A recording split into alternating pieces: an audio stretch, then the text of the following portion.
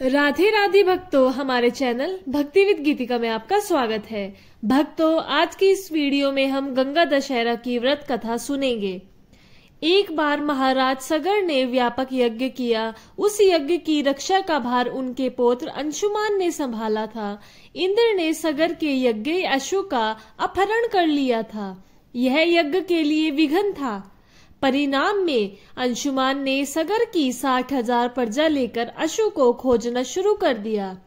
सारा भूमंडल खोज लिया पर अशु नहीं मिला। फिर अशु को पाताल लोक में खोजने के लिए पृथ्वी को खोदा गया। खुदाई पर उन्होंने देखा कि साक्षात भगवान महर्षि कपिल के रूप में तपस्या कर रहे हैं। उन्हीं के पास महाराज सगर का अशु घास चर रहा था। प्रजा देखकर चोर चोर चिल्लाने लगी। महर्षि कपिल की समाधि टूट गई। ज्यों ही महर्षि ने अपने आग्नेय नेत्र खोले, त्यों ही सारी प्रजा भस्म हो गई। इन मृत लोगों के उद्धार के लिए ही महाराज दिलीप के पुत्र भागीरथी ने कठोर तप किया था। भागीरथी के तप से प्रसन्न होकर ब्रह्मा ने उनके वर मांगने को कहा तो भागीरथी ने गंगा की मांग की।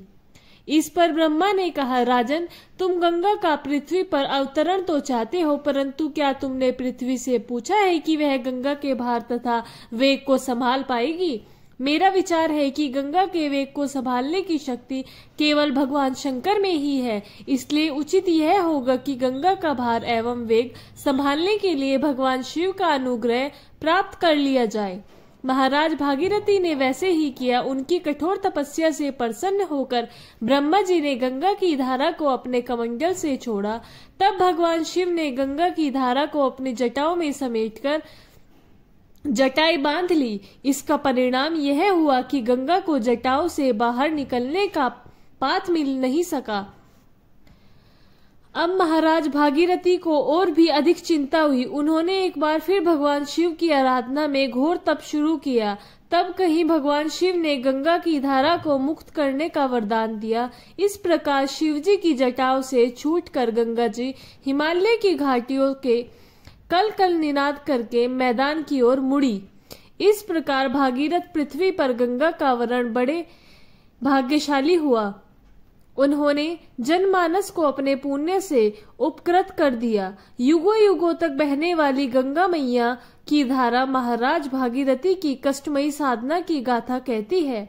गंगा प्राणी मात्र को जीवन दान ही नहीं देती, मुक्ति भी देती है। इसी कारण भारत तथा विदेशों तक में गंगा की महिमा गाई जाती है।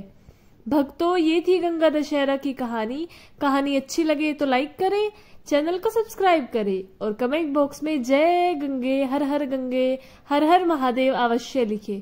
और आप सभी को राधे राधे, जय श्री राधे, हर हर महादेव, हर हर गंगे।